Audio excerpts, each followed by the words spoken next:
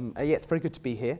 Thanks also to Peter Blackman at the back there, who's made my visit possible. I'll talk a bit about the Research on Research Institute just at the end of this talk. I did a longer talk about Research on Research last night, so I won't, for purpose of novelty, I won't go over all of that same ground again. But the topic of metrics is very much obviously in the terrain of what we would put under research on research, meta-research, and the kind of issues that are raised around how we abuse quantitative indicators in research policy management are, of course, a perennial and central question in the New Zealand system as they are in the UK system.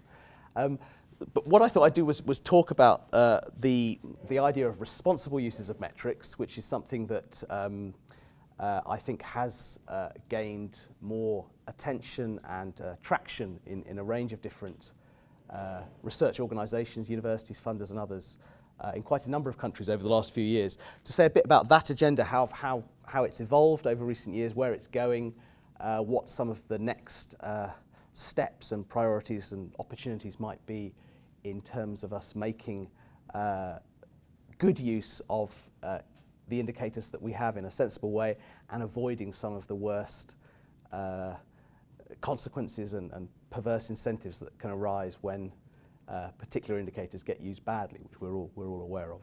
So let me sort of whiz through a few thoughts on all of that. So I chaired this review for the UK government 4 or 5 years ago now.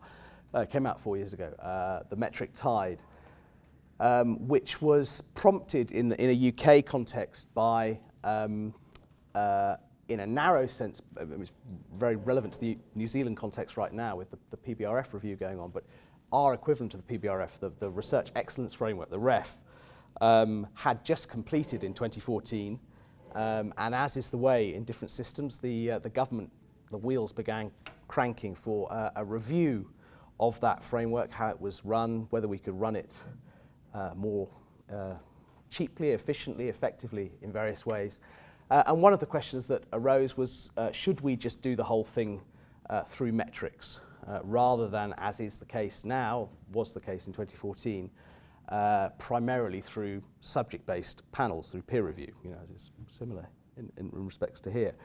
And so we were asked by the then Science Minister to look at this question, and we decided, rather than just narrowly looking at that question, to really take it as an opportunity to look much more broadly at the, as the title of the review suggests, at the sort of wave of different indicators and sources of data about the research system that were now raining on us from various directions in universities and elsewhere, and to try and think a bit more holistically about ways in which we should approach the uses of metrics in research management, research assessment.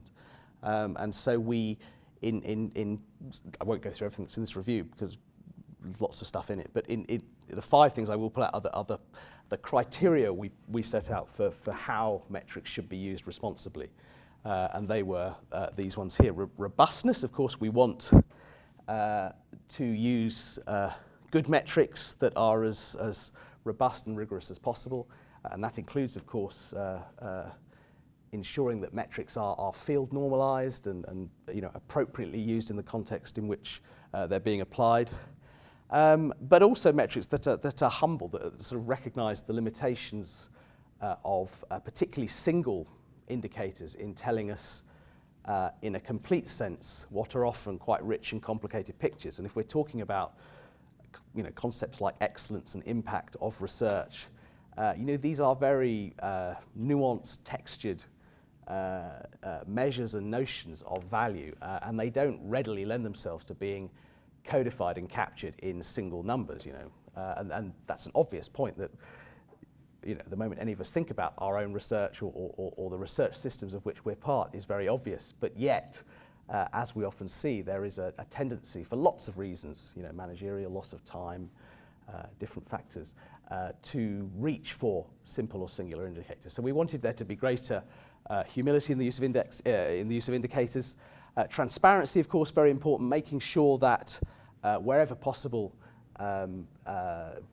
the data that are being used, the indicators that are being used, are open, transparent, that those who are being assessed can understand the criteria and measures that are being used to assess them, and in that way can interrogate, push back against uses of indicators that aren't appropriate. The opposite example are those sort of black boxed indicators where you really don't understand what's going on behind the number. And the example I often use is, I don't know how many of you use ResearchGate, but ResearchGate as a site gives you, again, a singular number, your ResearchGate score. And that's a great example of a really, really, well, it's the opposite of a transparent metric. What goes into it is quite hard to work out. Why it goes up or down is also slightly random. The best way to make it go up is nothing to do with research. It's if you ask and answer questions on the ResearchGate site, you see your score just sort of go up through the roof. And this is a very, again, a very odd thing as a measure of anyone's value as a researcher. So that's a non-transparent indicator, but we want ones that are. Diversity, we need indicators that are diverse in terms of enabling us to measure variation by field, back to issues like field normalization, but also indicators that reflect both a diversity of research types, so not just measures that will only capture journal articles rather than other types of research output, and a diversity of researcher career paths. Peter and I were talking about this in the car over here this morning, that if you develop career measures, for example, if you put too much emphasis on things like H indices, you're always going to privilege those people who stay in a research system in a conventional way, that don't take time out to raise a family, that don't take time out to go and work in other sectors and then come back. And you're going to privilege those that just stay and do a particular sort of path through a research career. So we need those sorts of things to be strong. So, those were the high-level principles, but essentially the review then took those and drilled down into a lot of policy and operational detail in terms of the UK system, and tried to say how they should be applied.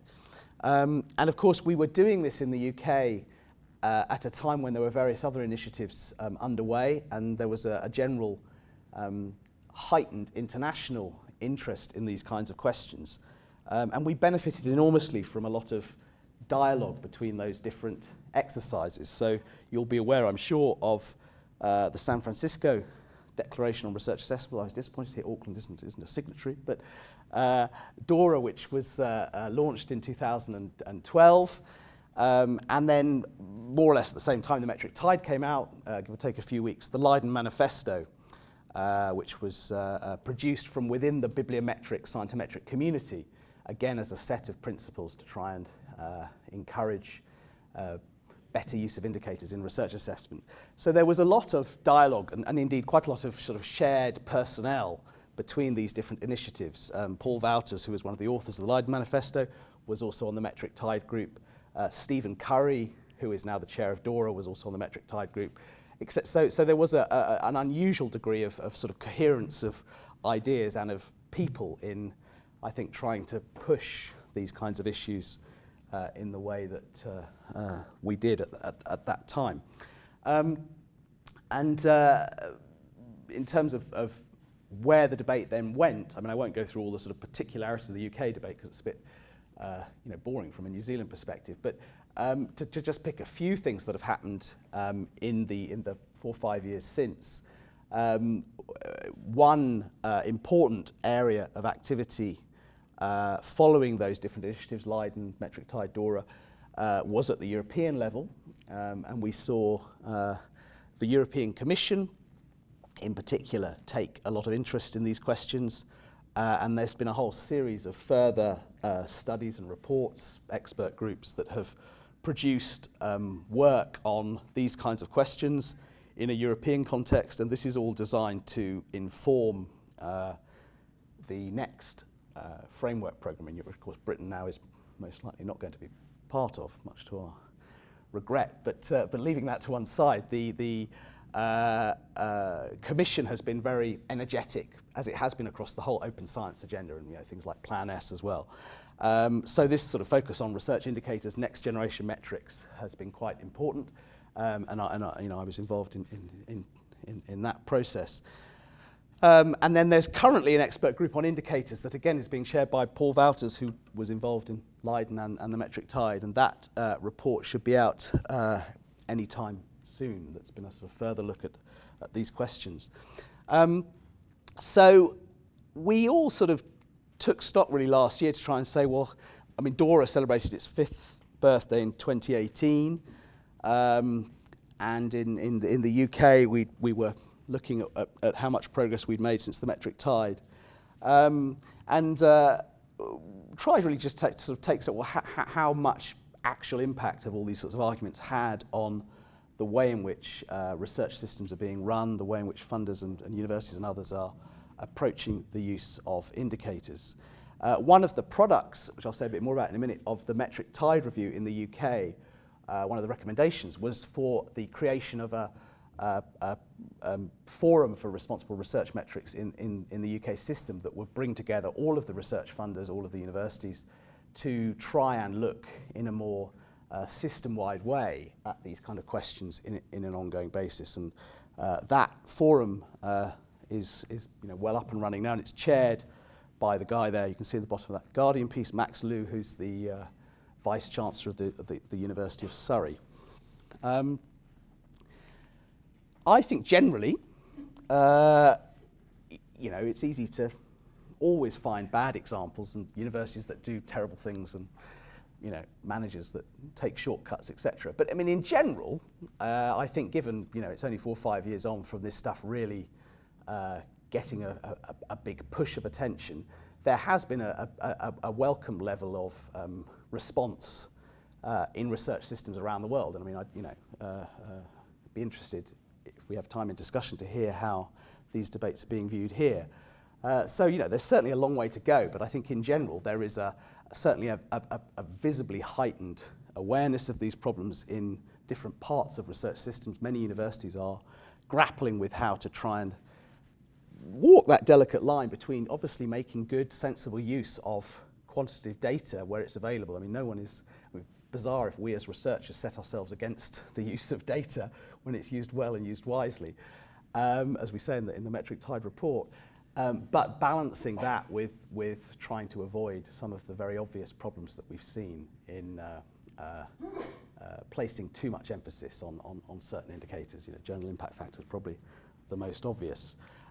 So we're all sort of turning our thoughts. Next year it will be 5 years on from the Leiden Manifesto and from my review, and a group of us, Stephen Curry as well, who chairs DORA, are currently at the moment producing it'll probably be a paper as well as a report that looks at where this agenda has got to, where it's going next, which has the working title of Experiments in Responsible Metrics. And we've deliberately, in a sense, presenting all of these initiatives as somewhat experimental attempts to try and intervene and improve the operation of research cultures in different ways. So I just wanted to give you a sort of preview of some of the stuff that we're going to say in that report. And I put on this slide a picture of the I don't know if people are aware of the Global Research Council as an organisation. This is a kind of umbrella body for public research funders around the world. And it meets every year and often takes a particular theme as a focus for discussion across research funding agencies around the world. The next meeting is in May in South Africa, and they've taken responsible metrics as one of the themes of that meeting. So we're hoping to use the fact that that's happening and it's 5 years on from all these things as a chance to, again, push these questions up the agenda and get more countries and more funding agencies to think about them. So I just wanted to sort of talk briefly about how people have responded and reacted to this agenda under these 6 headings: cosmetic appropriation, calibrating the machine, tin openers, advocacy coalitions, and then culture change and system change. And I'll just say just a few words about each of those. So, I mean, one response to all of this has been what we might call cosmetic appropriation. People sort of taking terms like responsible metrics and incorporating them into various strategies and documents, but basically carrying on with business as usual. So I'm always very interested when I see companies like Elsevier producing reports that use this language and yet carrying on in everything else they do to sort of, well, arguably at least, heighten many of the problems that we see. But they're not alone, and there have been a few examples of that, also of institutions. It's very easy with things like DORA, of course, just to sign up and then not do anything about it. As the people who run DORA will be the first to say, signing up is easy. What we need are efforts to try and take those higher level principles and apply them in the actual context and systems and promotion criteria and other things of actual institutions. If you just put your name on the list and don't do any of that, then it is fairly cosmetic. So that's been one set of responses. The other has been the kind of technical stuff where people have taken the point that's in all these various initiatives, DORA, Leiden, our review, have taken the points about diversity of indicators, about the need for more nuanced field normalization and all those sorts of, the fine-tuning of how these indicators are used, and have tried to apply those in different settings. So I'll try and speak louder over the drill. So in the UK, I'm using the example here of the REF. That's certainly been the case. There's been a lot of quite detailed discussion about when we did the metric tide review, our main recommendation for the REF was that in answer to the minister's original question about turning off peer review and doing it all by metrics, we said, no, you can't do that, because even though in doing that you might solve a few problems in this bit of the system, or you might make a few different disciplinary fields, you might make their lives easier, you'd create a whole new set of problems here, and here, in areas of the research base like the humanities where the available metrics and indicators are very poor or very limited, and in other dimensions of diversity across the system. So there's, and that's without getting into sort of, it was interesting just talking with Alex on the way over here about, one of the, well, again, it'd be interesting to discuss, but in the New Zealand context, one of the challenges clearly with a research assessment system that normalizes against measures in a global context is that it doesn't take account of local, indigenous, Maori and other forms of knowledge in a science system, which are, need to be treated with the kind of subtlety and nuance that it's hard to achieve in a big global bibliometric database. So there are lots of reasons why, in a REF context, we said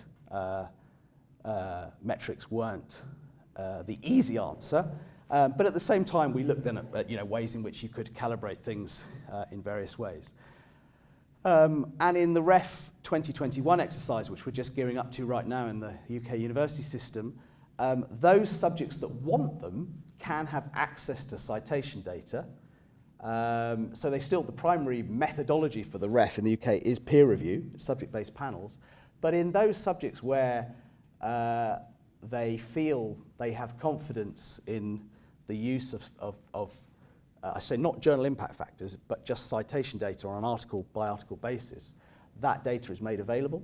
And it's very interesting, but the panels can choose, the subjects can choose whether they want to take that up or not. And as you would expect, the subjects that do take it up are those primarily in the life sciences, some parts of engineering, but not all, economics, but then the rest of many areas of the natural sciences don't use them. Most areas of the social sciences and all of the humanities don't use them. But it's interesting. So there's a lot of sort of technical stuff that you can do in trying to tread that delicate line.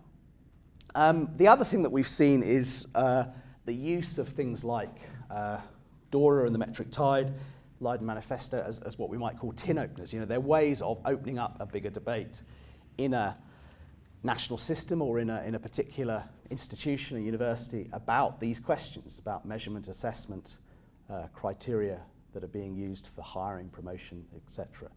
And there's been a lot of that, and it's been good to see the degree to which, particularly countries where they haven't perhaps been in the first wave of engagement with this stuff, have now started to take it quite seriously. So I've put an example there of a big meeting that the Mexican science system held last year on rethinking scientific evaluation, and they brought the Leiden Manifesto and DORA and others in.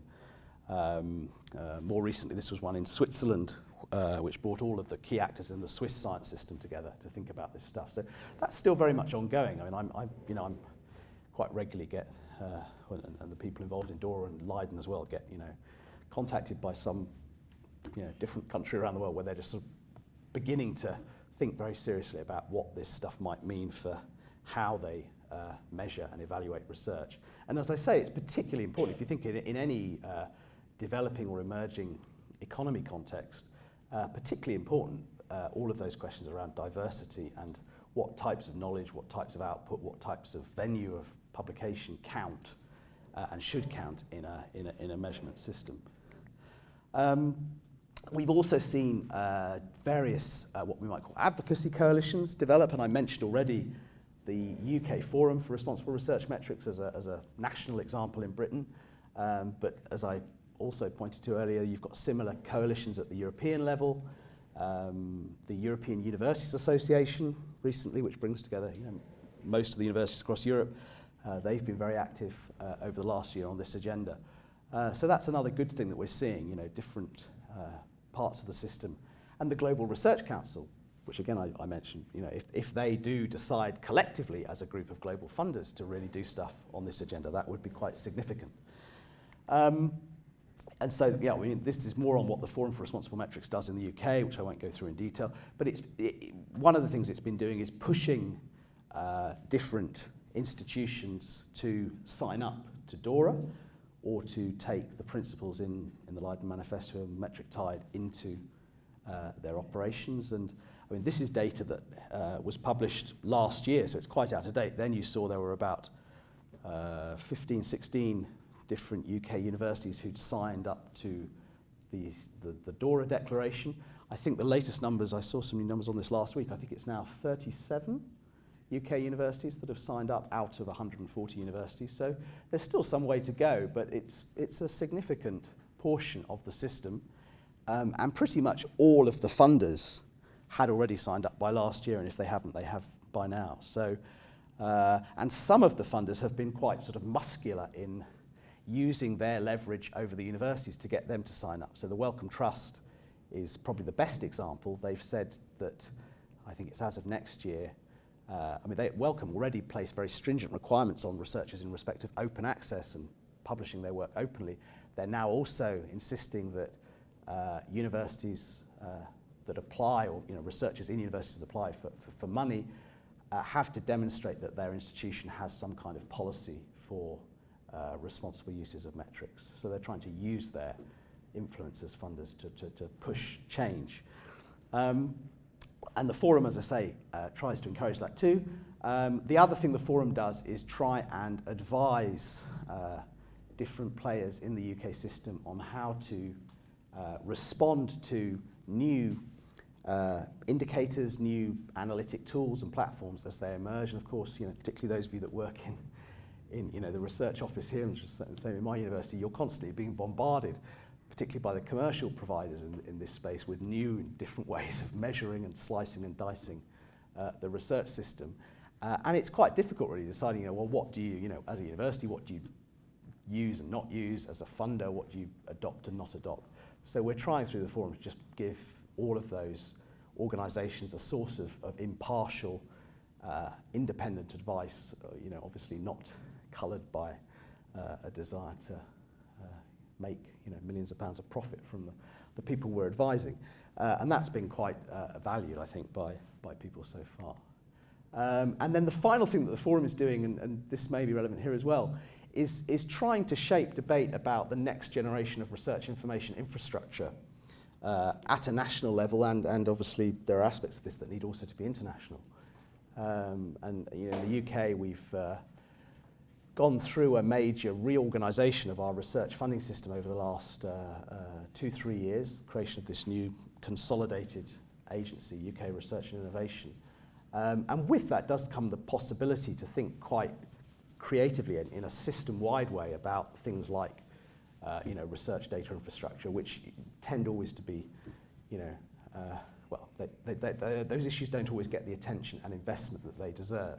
But there is an opportunity at this point to think about all of that stuff, and of course to do it at a time where the availability of data is increasing fast, the range of tools and platforms we have to interrogate the data is also growing, and we're also on the cusp of being able to use techniques of machine learning, eventually sort of full AI in a range of ways, good and bad, I expect, to also interrogate and analyse research systems. So it's important, I think, in a national and international sense, that there is a source of unbiased, independent advice on what one should use. Couple more, institutional culture change. As I say, various universities have signed up to things like DORA, but as I flagged earlier, I mean, signing up is the easy bit. The real thing is, well, making it meaningful in the context of your own institutional mission and culture and the way in which you organise things in your own university. And here again, there's been quite a lot going on, which has been quite interesting to watch. I've put a few examples here, but there are many more than this. Individual universities developing their own, often taking something like the Leiden Manifesto or DORA as the starting point, and then developing their own more fully fleshed out institutional interpretation and application of those principles. So you see here UCL bibliometrics policy, Bath Principles of Research Assessment and Management. Probably can't read that one. That's Loughborough University. Responsible uses of bibliometric indicators, the Leiden Manifesto in a Loughborough context. That's probably the most detailed. It's about sort of 50-page document that they've produced. And then you've got some universities, I mean, Ghent here is not in the UK, obviously. It's an example, though, of a university, European university, that has gone even further still to try and really shake up the kind of model of professional development, the kind of career assessment, performance assessment processes that it uses in a much more radical way, taking account again of things like the Leiden Manifesto. So there's a few kind of interesting examples around the place. This is what I was talking about earlier. So welcome here, as I say, demanding responsible assessment, and rewinding to near the beginning of my talk, the sort of stuff that's been going on at a European level, it's entirely possible to imagine under Horizon Europe, if they take all of the various recommendations forward that have come up through these processes, you can imagine the European Union adopting a similar model. You'd have to demonstrate you were taking this stuff seriously before you could access European funding. Going further still, how far are we from bigger system change? I think here, having been, as I say, cheerful whistling on the first in terms of small incremental signs of progress, I think in terms of like major system change in how we approach research assessment, incentives across research, nationally and internationally, we're still some way off. I mean, there's a lot of quite entrenched dimensions to all of these incentives, rewards, measurement systems, as we all know, that are quite hard to change. So I think system change is still some way ahead, but there are elements of this. It reminds me at times of the open access debate, 15 years ago. You sort of see you've got the very strong people out there lobbying for it and pushing hard.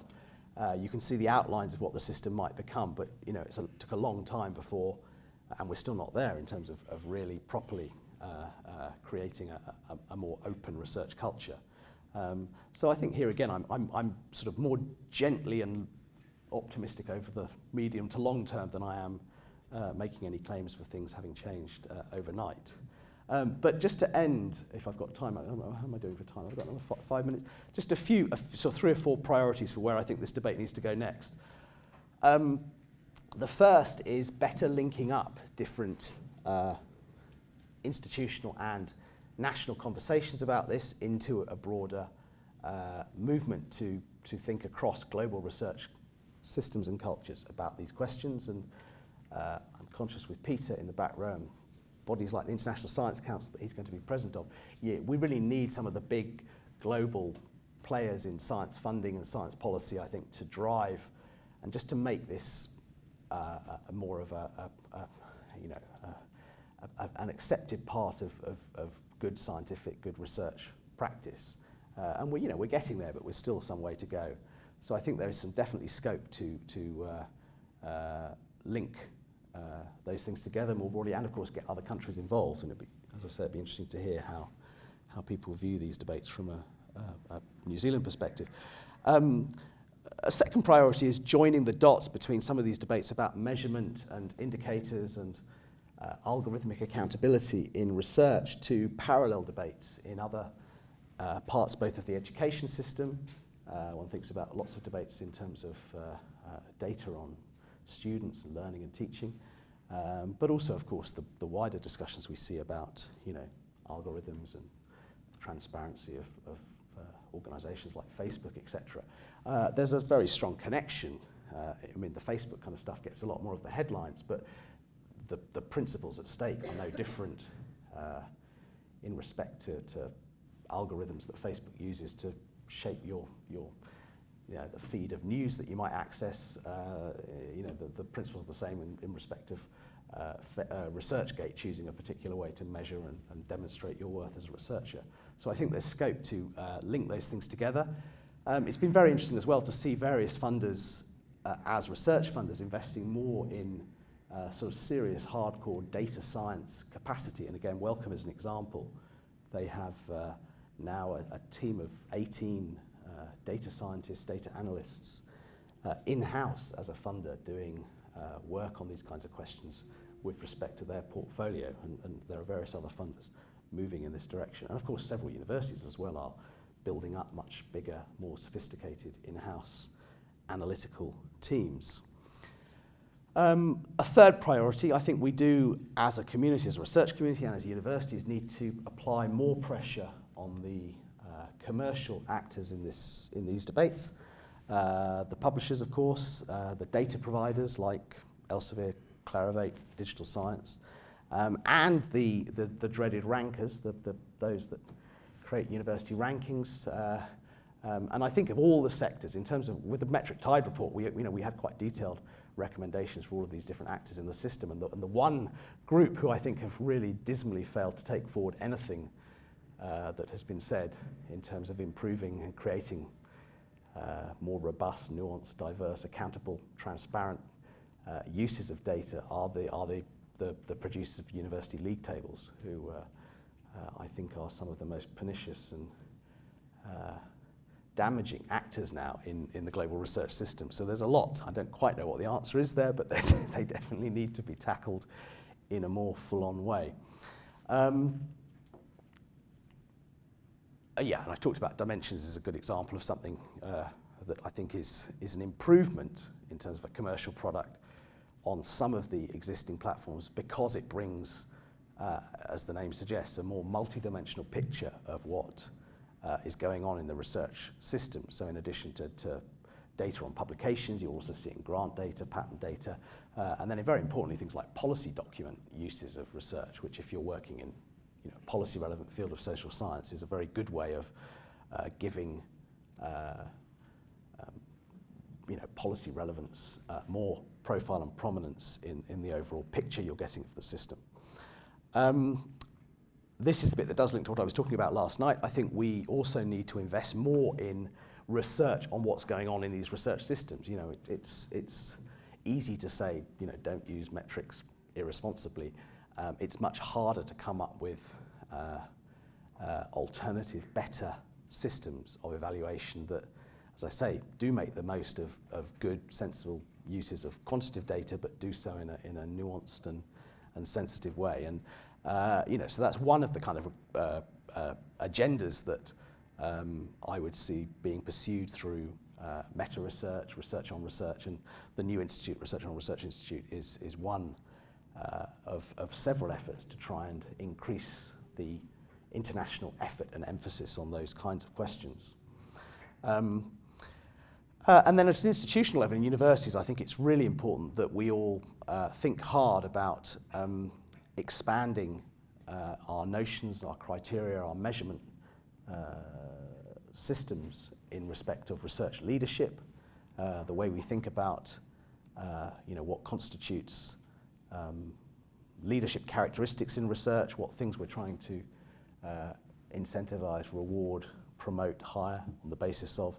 And again, here we do see quite a lot of action and progress, but there's still a long way to go. And I think, this table down the bottom here, Annex 1, it's a bit small, I expect to see, but that's one example of a table from one of the funders in the UK that is saying, well, when we used to talk about leadership in this is actually done by the Social Science Research Council in the UK, we would think about it in terms of disciplinary leadership, all the conventional ways in which you'd say, are you a good economist or a good political scientist? But increasingly alongside that, we need forms of interdisciplinary leadership, complex project leadership. You've got all these large multi-sector, multi-partner sources of funding and the skills required to manage research in that context, the skills required to manage transdisciplinary research coalitions are very, very different from the skills that constitute conventional disciplinary leadership. Leadership in generational change, leadership in impact generation, leadership in public engagement, international leadership. So you start to think, well, what would a system look like that really took seriously that range of forms of leadership? And also a system that recognized that, you're not going to get single individuals that have all of those skills. That's just, unrealistic and absurd. So it also links to all of the moves towards more team-based models of doing science, doing research, which need to also be reflected in models of assessment. We need to be able to look at the team as a whole, recognise and reward and universities still are very, very poor at doing this. I comment on this university, but certainly many universities that I have looked at are poor at doing this. So there are various efforts, and I think this is an area that's certainly there's a lot of energy and attention being directed towards it. So that's the thoughts I had. I hope that's useful. Sorry, my voice is slightly giving out, which I'm a bit croakier than I normally am, but I hope that's some useful. I'm genuinely interested to hear how you as a university and how New Zealand as a system is grappling with these kinds of questions and whether you think there's scope to forge common cause with others in Europe and elsewhere who are pushing this agenda. Thank you.